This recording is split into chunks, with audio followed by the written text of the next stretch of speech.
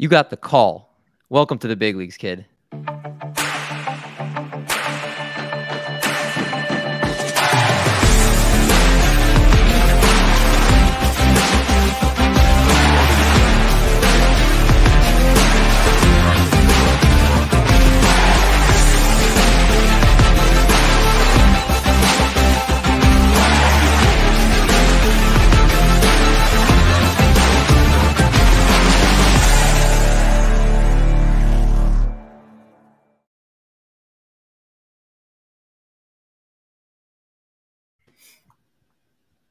What's going on, everyone? Welcome back to the Call Up, presented by TriplePlay Fantasy.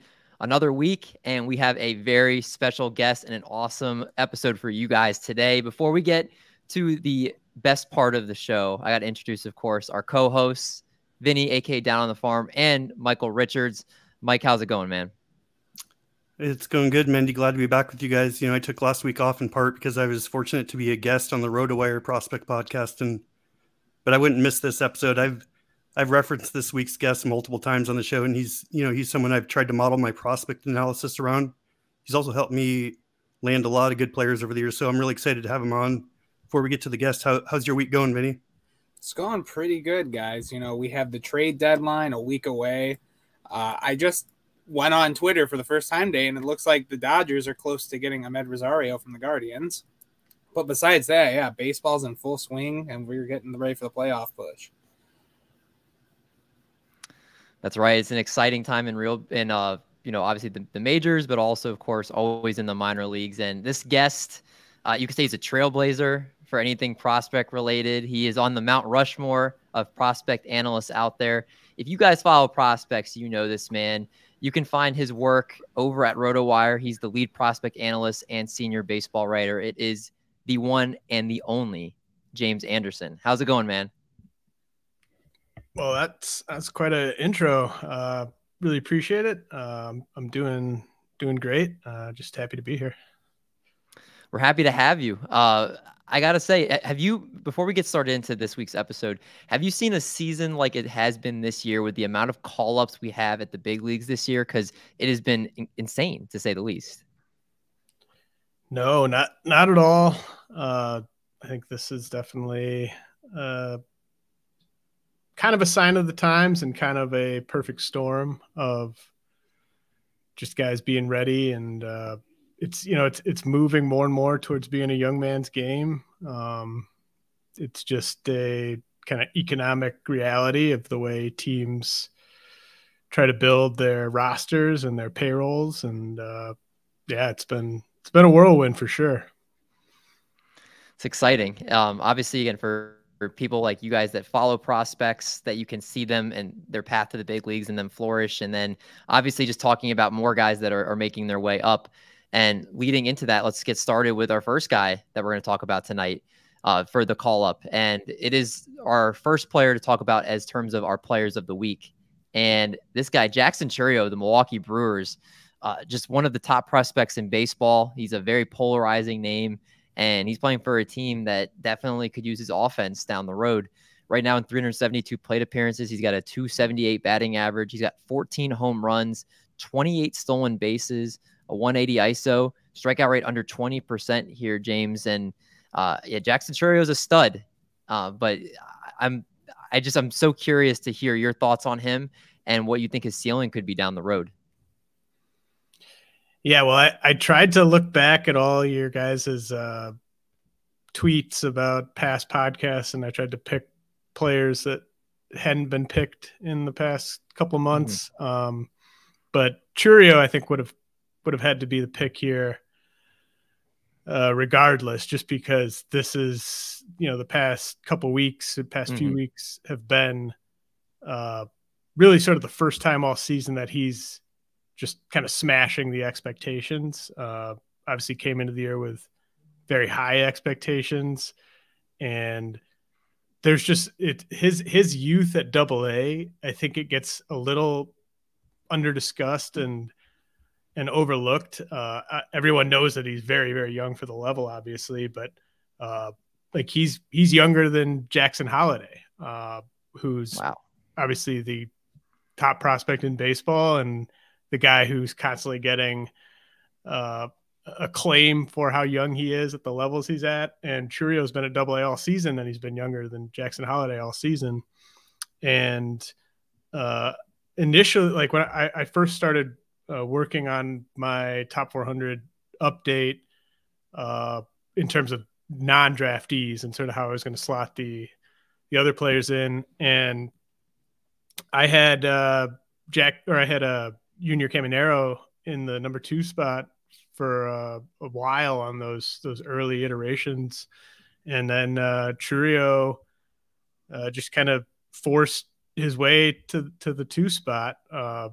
Over his last 60 at bats, he's got as many stolen bases as strikeouts, and that's just the name of the game for him. I mean, I don't think he's ever going to be, like a Wander Franco type of contact hitter for average and that type of thing. But if Chourio's just keeping the strikeout rate kind of in like the 20% range, there's just going to be so much power and so many counting stats. It's going to be a lot of fun. I mean, I do think power is kind of his most bankable tool for 5x5 fantasy. Like, if you just said he's only going to be super impactful in one of those categories for the next 10 years, I think power would be the one. But I mean, he's got 5 category potential, obviously. I mean, he could go 30-30, he could go 35-35.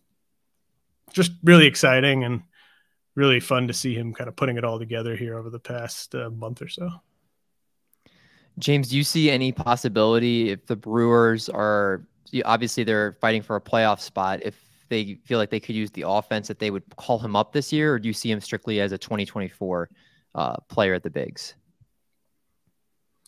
I think it'll either be a September call up or a breaking camp on the opening day roster type of thing. I do think they will be gunning for the draft pick compensation that would come with him winning Rookie of the Year next year. So they're not going to exhaust his prospect eligibility this year. So, max, you're getting like 129 at bat, 130 at bats.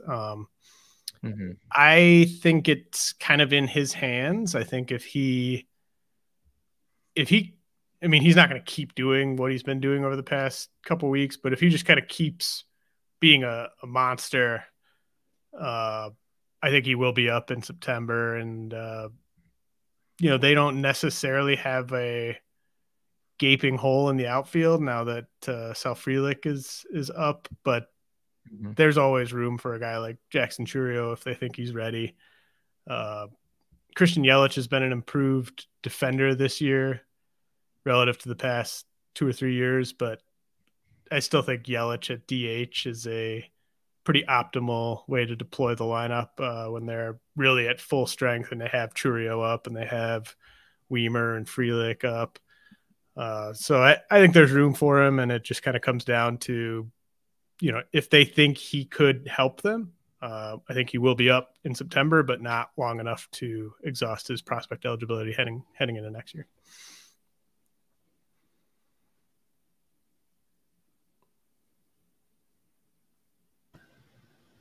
Yeah, that will be definitely interesting to see if he does come up this year, or again, like you said, maybe he breaks camp next year and definitely has to be one of the favorites for Rookie of the Year, probably coming in 2024. Let's move on to our next player here, and let's talk about Moises Ballesteros of Vinny's Chicago Cubs. He's staying local with his pick here, and one of the better catcher prospects in baseball. Over the last 18 plate appearances, he's got a .444 batting average, homer and 5 RBIs, and on the season, 9 home runs, a 16.9% K rate, and hitting .278. So very respectable numbers. Also a great eye at the plate, walking in nearly 16% of at bats. So, Vinny, talk to us about Moises Ballesteros. Yeah, Ballesteros this year has been a very pleasant surprise. Like, I remember talking about him coming into this season, thinking, looking how he profiles physically and how he attacks pitchers, like he was reminding me a lot of Josh Naylor. I don't know if that's the case anymore, I thought he was going to go to the power side and kind of sell out, but he has been a very, very good contact-oriented hitter this year. Like, the way he's been controlling zones and choosing and being selective with the pitches he attacks this year has been pretty mind-boggling. It's almost like he's a catcher, but he has like a leadoff hitter mentality at the plate. He's not physical in any sense. He's, maybe 5'7", 220, 230 pounds. Like, he's limited on the physical aspect of the game. But yeah, like, watching him against, especially at 19 in high A this past couple weeks, like, he looks like he's not even being challenged. And there are some pretty good pitchers in the Midwest League if we're talking about stuff-wise. But yeah, Ballesteros, very interesting. Catcher is probably what he's going to get ran out as going forward. He has been playing first base with South Bend. That is something to really watch. He's also been in the DH role. Like, they're making sure his bat gets in a lineup because it's so impactful. And I keep on coming back to this, but he's an interesting candidate to look going towards the Arizona Fall League. I know he's 19, but we have seen in the past couple years now teams get very aggressive with young prospects, especially catching prospects, like Jefferson Cuero last year going to the Fall League, to really get him a lot of run behind the plate with some very advanced pitching, more than he would see at the high A level. There's questions, with him with receiving. His arm is spectacular. I think it's a little slept on if you're looking at publications grading on his arm. But we're talking about a catcher here who's on the rise that I think has a chance to potentially be the next Alejandro Kirk, like a guy that you can consistently count on the bat and is actually a little sneaky behind the plate. But yeah, he is a guy to keep an eye on. He's probably picked up in most dynasties. He is a guy that I would start stashing now, because I'm not ruling out. We're going to see him next year, probably start the year age 20 in AA. Like, we're starting to see this very frequently with prospects, and the Cubs have been very aggressive with him too. I'm expecting a comment a month from now on our YouTube channel. It's going to say the time traveler strikes again. Yeah. Ballesteros has been called up. Yeah, I saw that. That was a good one. Yeah. I love everything you're saying about him. And he definitely sounds like somebody that you're going to want to roster if he's not already rostered, obviously, in a Dynasty League, like you mentioned.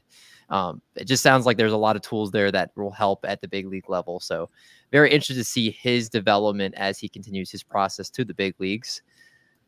From Moises Ballesteros to Pete Crow-Armstrong, the now Chicago Cub, former New York Met. And Pete Crow-Armstrong has been in the minors for a little bit, 21 years of age, so he's still not super old yet for a prospect. AA ball this season, 324 plate appearances, a 284 batting average, 361 OBP, and 519 slug, 13 homers and 23 steals here, Mike. Pete Crow-Armstrong is somebody I've kind of been waiting to see get called up at some point, because I feel like I've seen his name again for a couple of years now, and there's a lot of nice tools there. So talk to us a little bit about Pete Crow-Armstrong, what he's doing this year. Yeah, so I had to switch up a couple of my picks this week based on the players James and Vinny selected. Doing this every week alongside knowledgeable guests is a gift and a curse. Yeah. Oftentimes I end up going with my fourth or fifth choice for the week so we can cover different players. I ended up landing on Pete Crow-Armstrong this week. He's been quite good over the last 10 days, hitting 367 with 3 homers and a 1,200 OPS.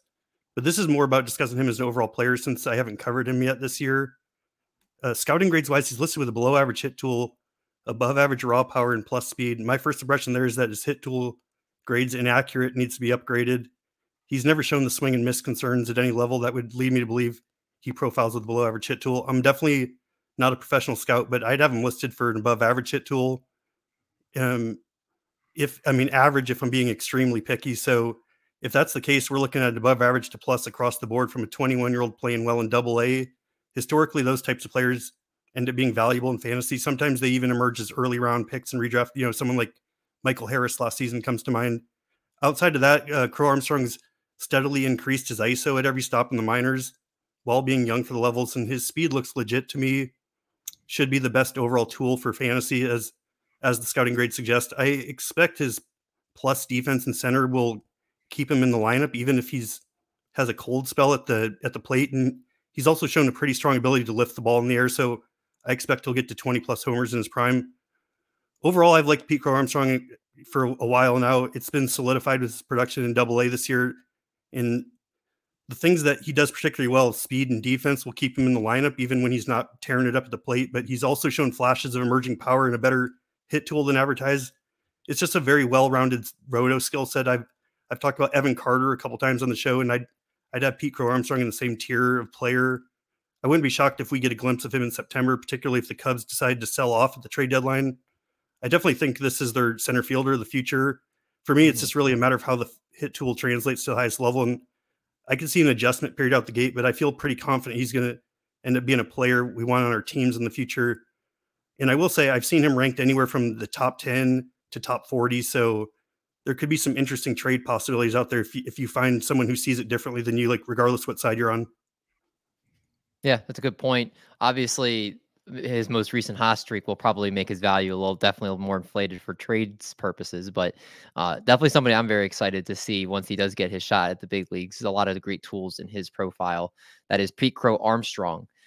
Let's talk about our next players are going to be pitchers, and somewhere Josh St. Marie is smiling because two of these next three are going to be Red Sox prospects. James, Wikelman Gonzalez, a name I don't know if we've talked about this season on this show, and you definitely did your homework because both your guys, like you had mentioned earlier here, right-handed pitcher in the Boston Red Sox organization, 21 years of age and a split time between high A and double A this season. A 4.44 ERA in 75 innings with 124 strikeouts. That's pretty staggering over 75 innings. I can't wait to hear your breakdown of him, James, because I'm definitely not very familiar with Mr. Gonzalez, and I would love to hear your thoughts about him.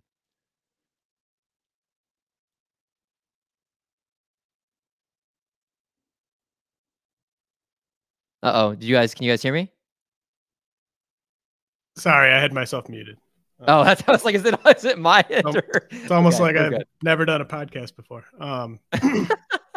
Yeah, no, Gonzalez was a huge riser on my last update earlier this week, but I kind of regret not pushing him even higher.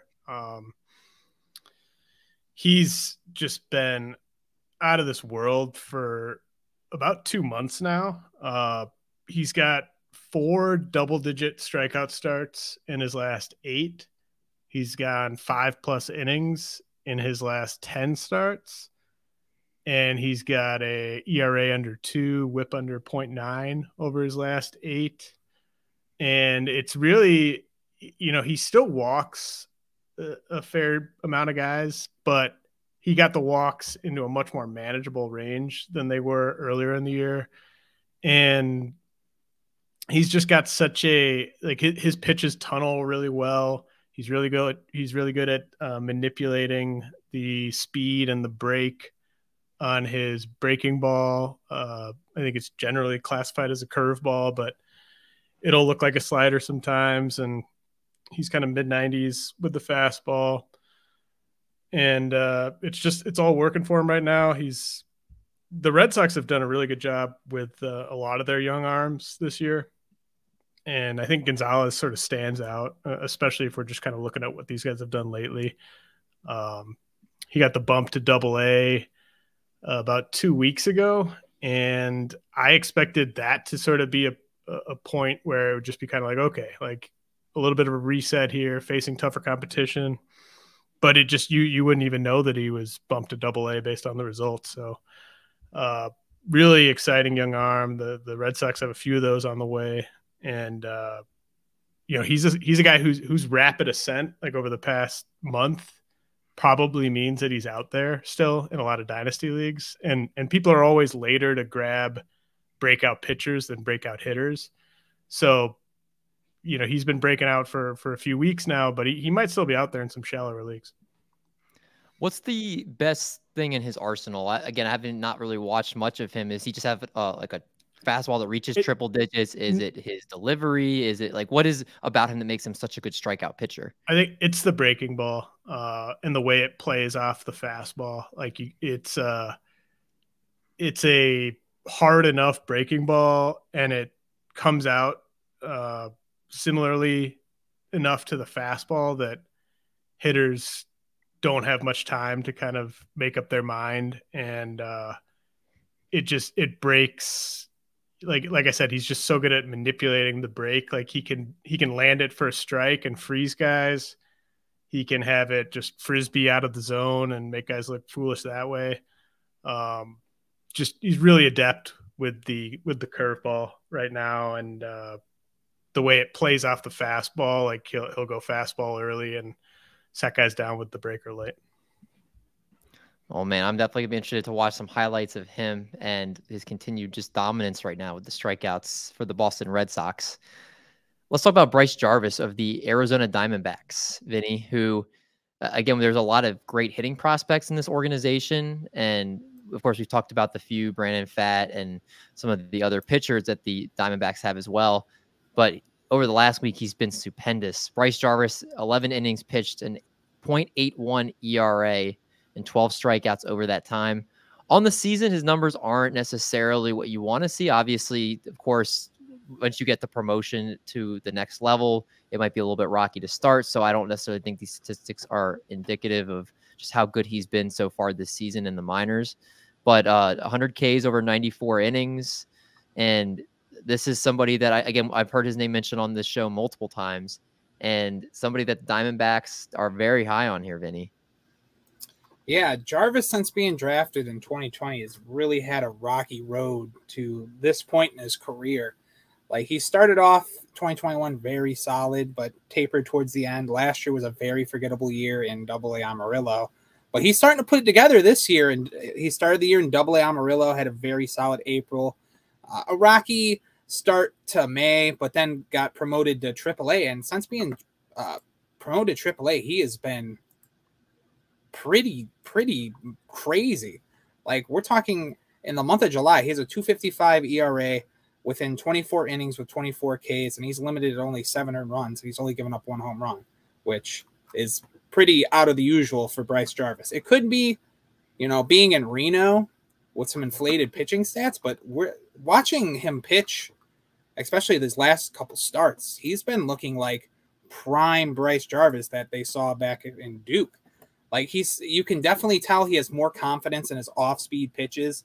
That was a big factor in, especially earlier in the year, him giving up these pretty much like handout home runs in Double-A, and then just really trusting his arsenal. He has maybe 2+ pitches. I would say the slider's average. I would say his go-to best pitch is probably the changeup. The fastball serviceable.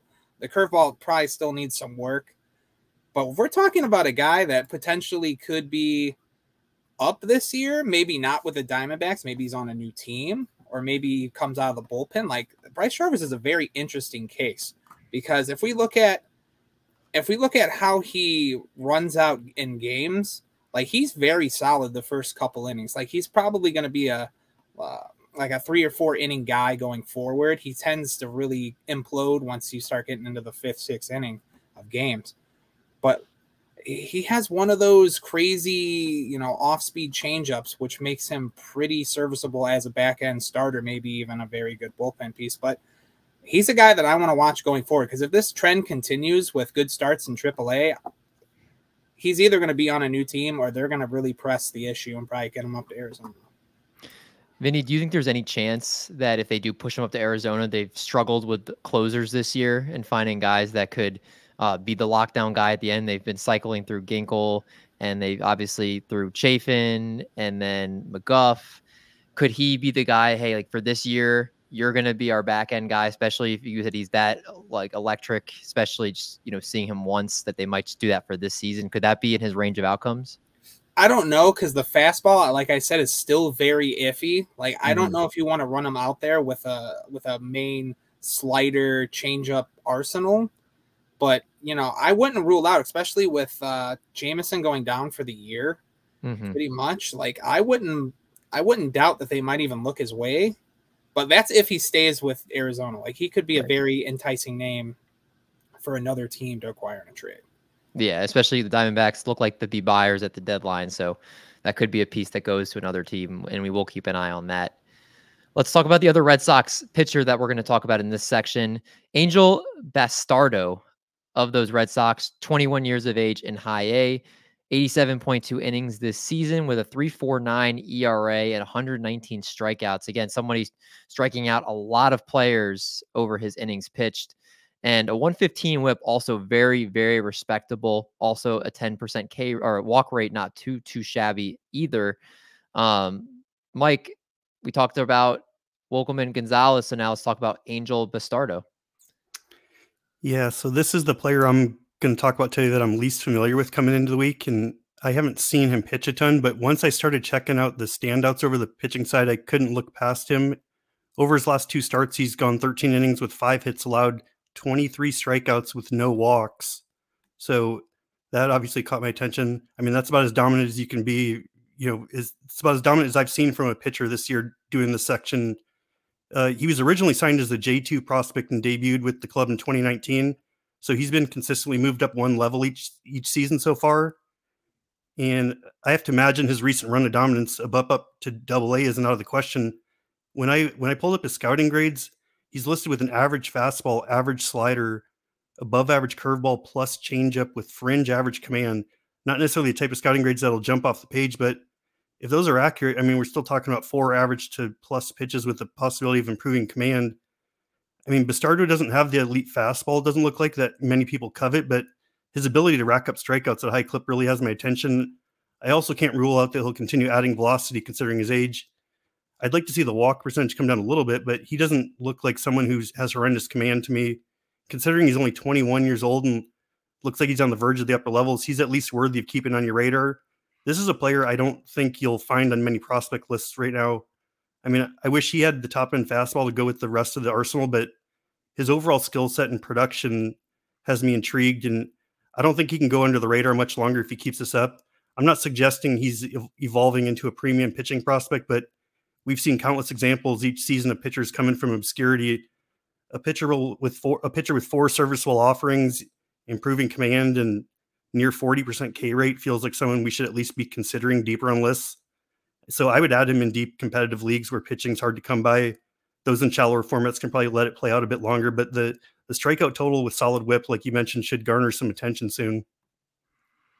Yeah, it's very exciting. Boston's got a bunch of these guys coming up that for a club that's already looking like they're turning it around after what they were last season.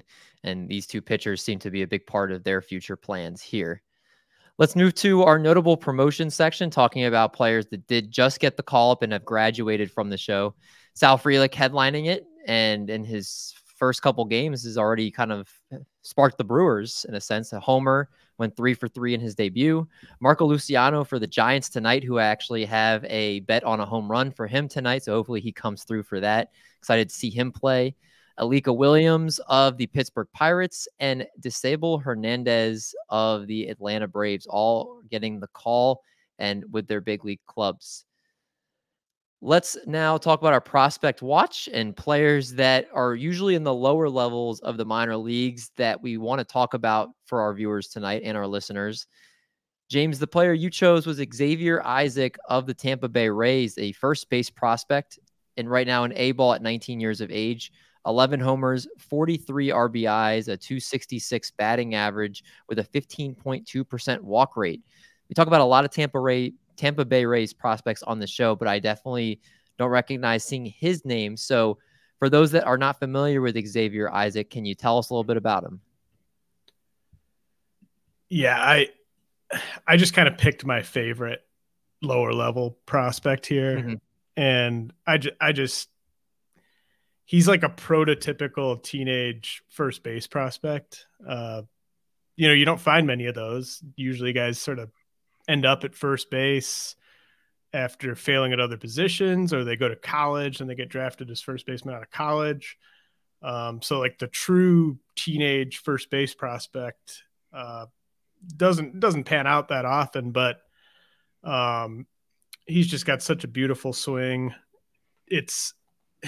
We have hard hit data on the site for the majority of our hitting prospects, but we're kind of at the mercy of our provider for when they get, ID tags for guys to show up in the system. So Isaac doesn't show up on our hard hit data page, but he's got 80 grade raw power.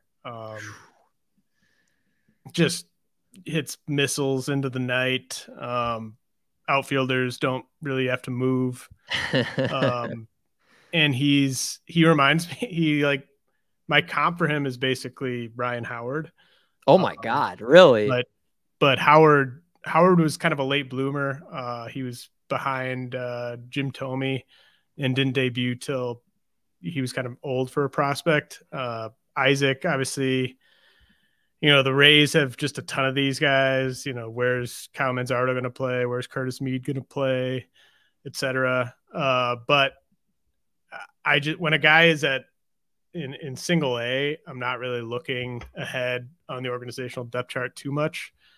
And just the way he's already just so advanced at, and I mean, single A pitchers are terrified of him. Obviously they don't want to throw him a pitch to hit, but just to have the control of the strike zone the way he does right now, combined with that type of power, pole to pole power, it's just really exciting. The one aspect of his game he needs to improve on is hitting same-handed pitching, but it's just, he's probably only faced, 70 lefties, 60 lefties this year, or in terms of plate appearances against. So it's not a large sample there. So, and he's young enough and talented enough that I don't expect he would need a platoon necessarily, but that would be the one thing that you could point to, potential for him being on the strong side of a platoon. But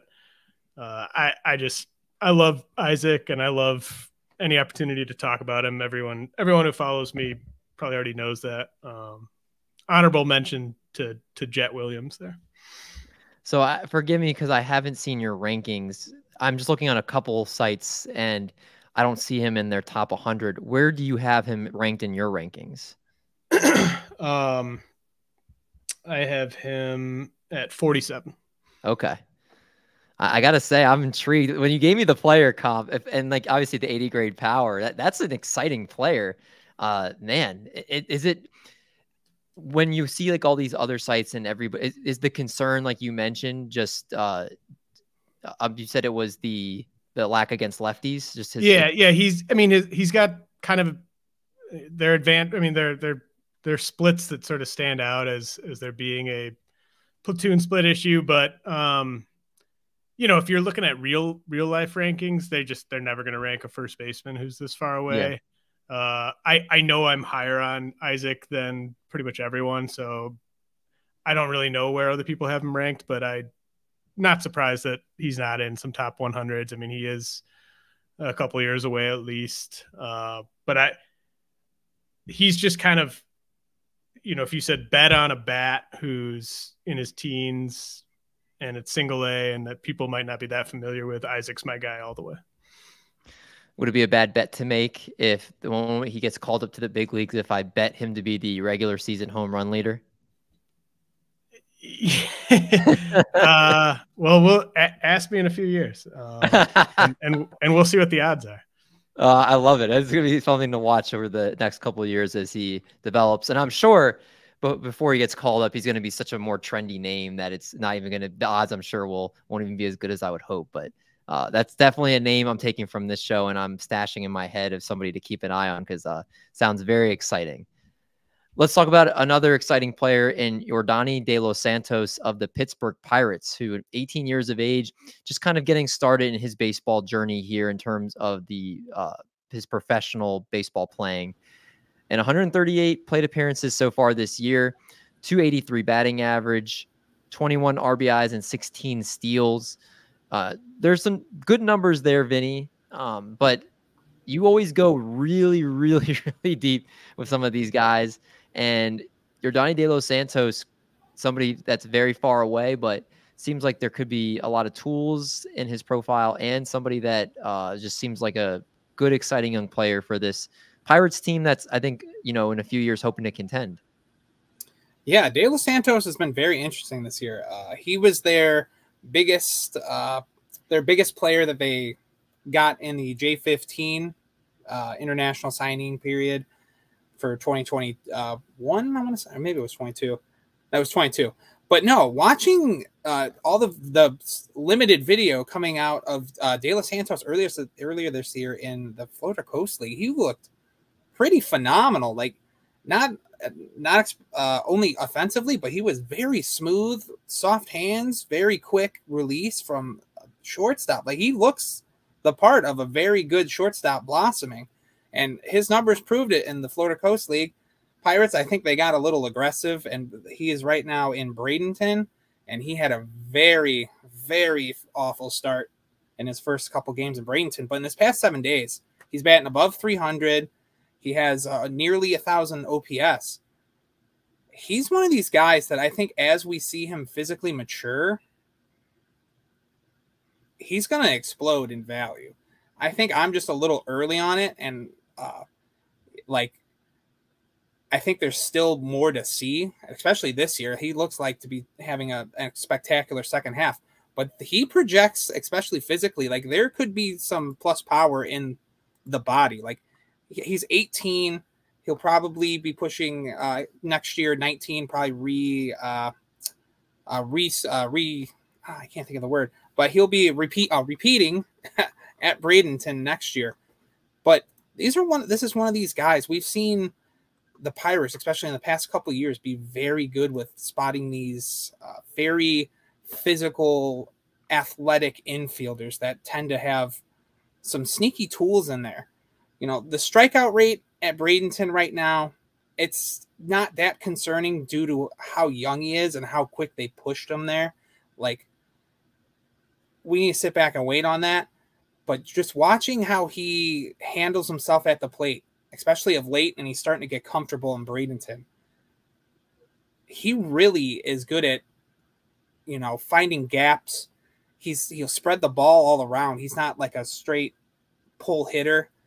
Like, this is one of these guys, you know, similar to like Livero Peguero a couple years ago. You know, he wasn't, you know, he wasn't brought in by the Pirates, but he was acquired by the Diamondbacks. But he has this kind of like it factor that I think we need to really keep an eye on him, because the past couple days, some of the EVs coming out of Bradenton have been pretty mind-boggling on some of his hits. And, you know, if this power really does pop and like start showing up, you're looking at a guy that could be a potential 50 hitter, 50, maybe borderline 55 hit shortstop going forward. Like, this is a guy I want to start buying into now before he starts going absolutely nuclear in the second half. All right, time to buy now on Yordany De Los Santos in your Dynasty League. This is the time before his value starts skyrocketing. Let's talk about the younger brother of Jaison Chourio and Jaison Chourio in the Cleveland Guardians organization, 18 years of age and 127 plate appearances on the season. He's got a 378, 512, 531 triple slash with 10 stolen bases and a 22% walk rate here, Michael. There's a lot of great numbers on the screen, but what kind of player is Jaison Chourio? What can we expect for people as they get more known to who he is? What kind of player he's going to be?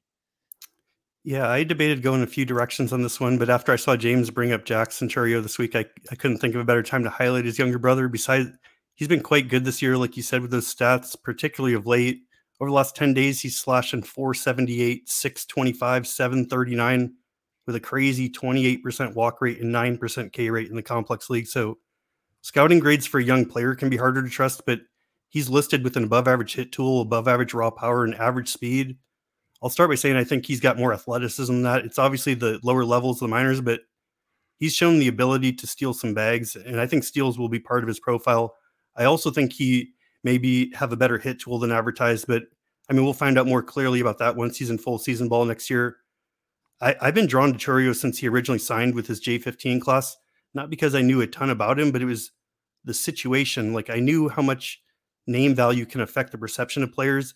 After watching his brother tear his way up to AA the year before, I was just ready to target him everywhere. And as I've said before, oftentimes the perceived value with young, relatively unproven players is higher than their actual value. It can be tough to get your league mates to value your upside players in trades, particularly in shallower formats. But if you're the brother of one of the most well-known players, that built-in hype's already there. So to use a more well-known example, someone closer, look at like Luis Angel Acuna. Like, he's a really nice prospect and has been for a while, but he's been known for years in large part because he's Ronald Acuna's brother. And I see this situation being very similar. I don't expect Jaison to become the level of prospect his brother is, just like I don't expect Luis Angel to get close to his brother, but they both profile as players who should be valuable assets in their own right. And Chourio hasn't tapped into the over-the-fence power yet, but all the other facets of his profile is right up my alley. And he's currently second among qualified 18-year-olds in WRC plus. And so he's ramped up his production from last season. There's just a lot of reasons for optimism here. So he remains one of my favorite complex league targets. Yeah, he's somebody that I'm excited to see again as he develops. And I think the player comp that you brought up also is a good comparison for that as well. And that is Jaison Chourio of the Cleveland Guardians. Let's talk about our last section of the night. Who's next? This is us taking our shot at who we think is going to be some of the next prospects to get the call. James, you're throwing the dart at Masyn Winn of the St. Louis Cardinals. In AAA this year, a 288 batting average, 14 home runs, 16 steals, only a 16.6% K rate. And the Cardinals, it's interesting because they need pitching and they have a glutton of a bunch of bats at the big league level. So maybe that opens up a spot with a trade for him to get in the lineup there potentially. Yeah. Winn is the youngest qualified hitter at AAA, I believe. And I was comparing his game. A few months ago, I dropped the name Colton Wong when comping what we might expect from him in 2024. But over his last 25 games, Winn is hitting 382 with a 709 slug, 7 homers, 9 doubles, 3 triples, 3 steals, 12% strikeout rate. Basically putting the finishing touches on his minor league development. With these, because Winn's a guy that going into the draft a few years ago, he was seen as like a potential two-way guy. Like, is he going to pitch? Is he going to play shortstop? Because he's got this famous arm. He's not Ellie De La Cruz, but like maybe one step down in terms of arm strength at shortstop. And so there was this question of, is he going to pitch? Is he going to hit? And I was always sort of like, I like him much more if he's a hitter because, prep righty who's 6 foot, throws that hard, just so risky. So for fantasy, we want him to hit because he's got plus speed. He's really athletic. There's a chance that some power could come. And the power didn't really come until these past, 5-6 weeks. Like, this is kind of him breaking out as a power hitter, just right in front of us. And he hasn't done it playing in like crazy hitter friendly parks. He's in the International League. He's not in the PCL.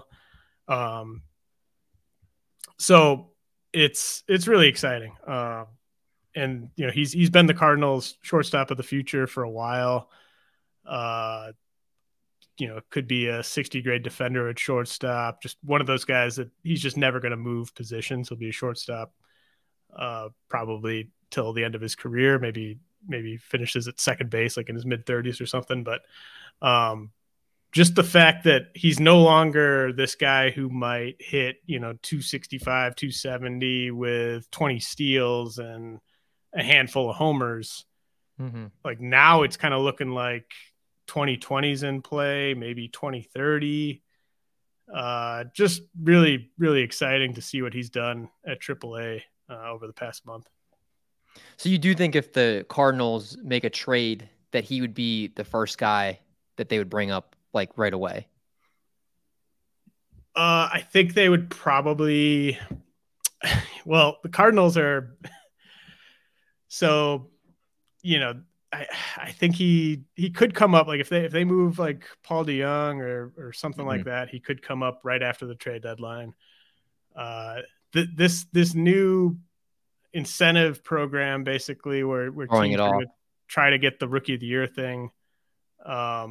Maybe they wait, maybe they make it so that he's not hasn't exhausted his prospect eligibility, but I don't know.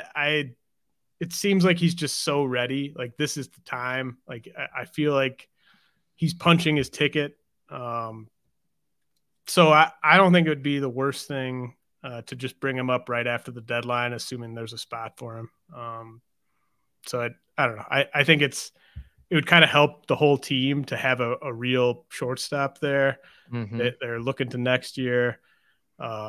He's a guy that's he'll be the opening day shortstop. I know that next year, as long as he's healthy. So, and he's probably, his odds of winning Rookie of the Year next year, they're probably not high enough to really get that cute with that thing. But I do think it's possible he's up right after the deadline. Be exciting to see, but as you mentioned, I would completely understand for to get the extra draft pick if they hold off just so he doesn't qualify this season.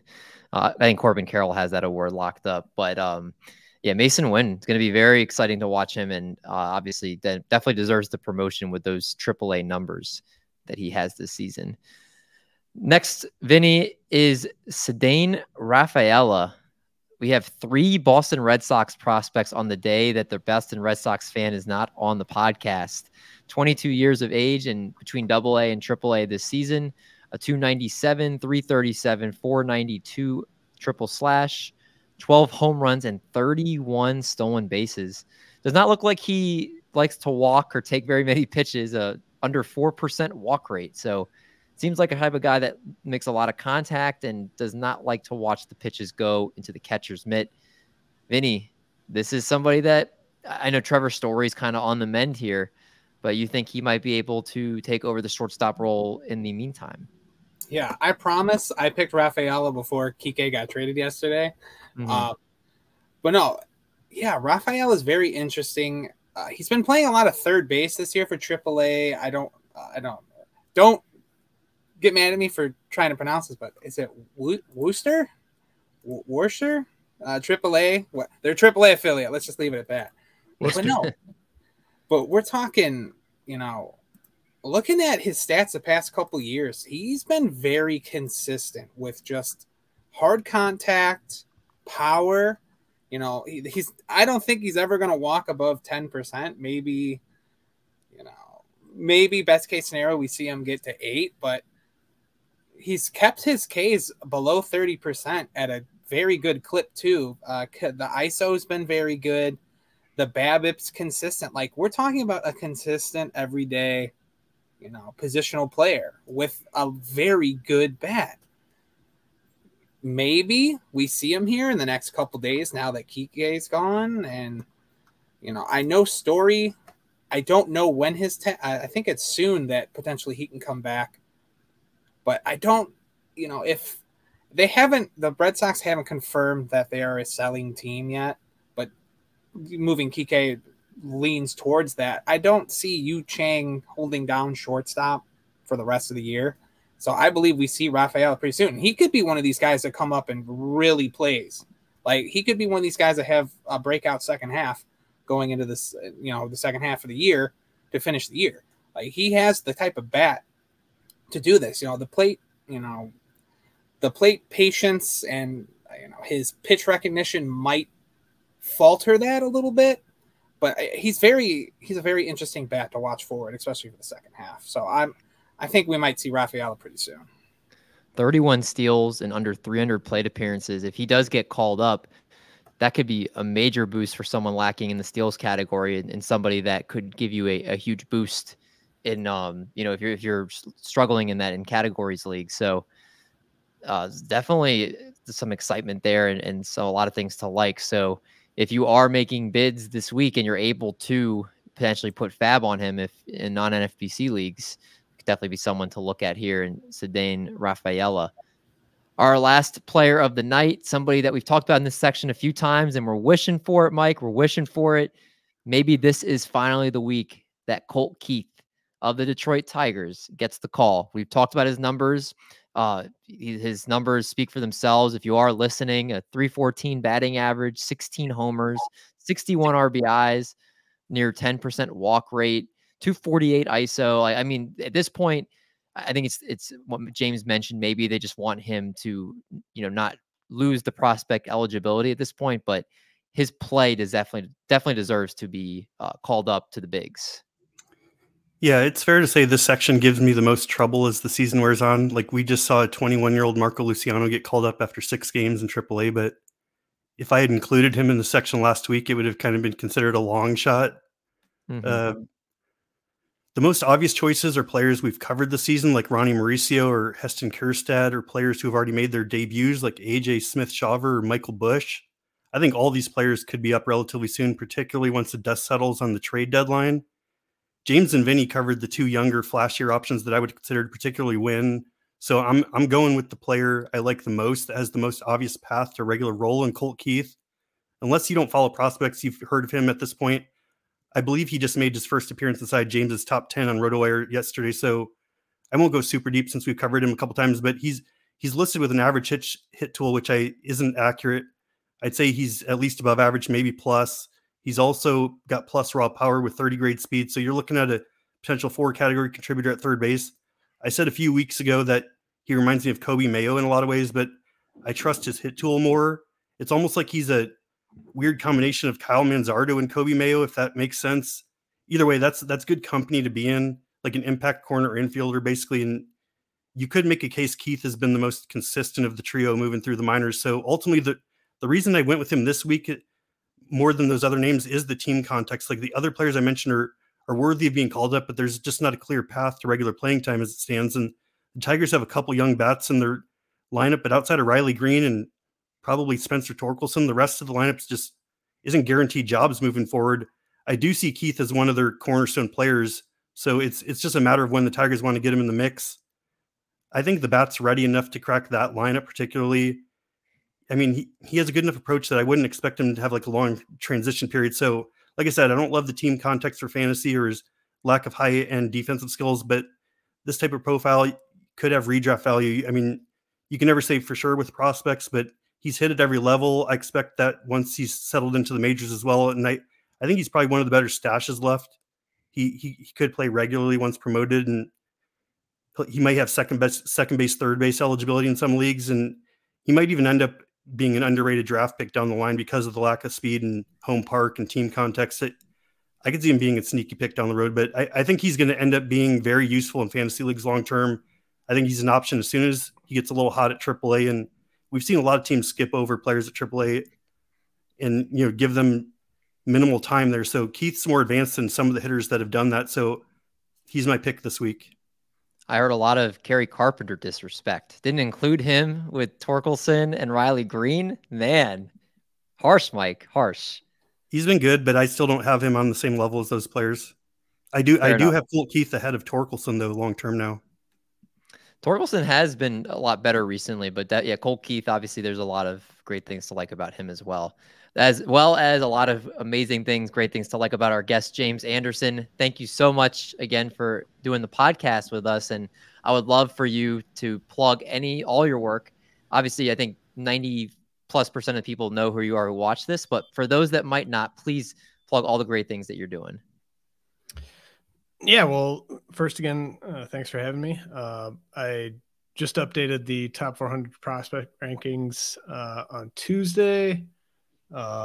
Team top 20s are all updated on the site, rotowire.com/pod if you want a trial. And then I'll be doing most, if not all, the prospect notes for the site during trade deadline day next week. Then I'll be updating all the team top 20s again, so you can check out your favorite team's updated farm system after the trade deadline. Have the podcast that I just recorded earlier today, mailbag episode about the update to the rankings, and then that'll be an article form tomorrow. You can follow me on Twitter at RealJRAnderson, and that should cover it. Awesome. Well, again, check out all of James' great work over at Rotowire. Again, one of the best prospect minds in the industry. And everybody that watched or listened to the podcast, we appreciate you guys each and every week tuning in. If you wouldn't mind, if you are watching on YouTube, please like the video, subscribe if you are not already subscribed. Leave a comment down below saying how you could talk about Vinny being a time traveler. You could talk about Mike and his love for Colt Keith. You could talk about James and all the great work that he's doing, something you might have found that he helped you out in winning a league. Anything you want to leave there is always appreciated. And again, if you're on the podcast version, we appreciate you as well.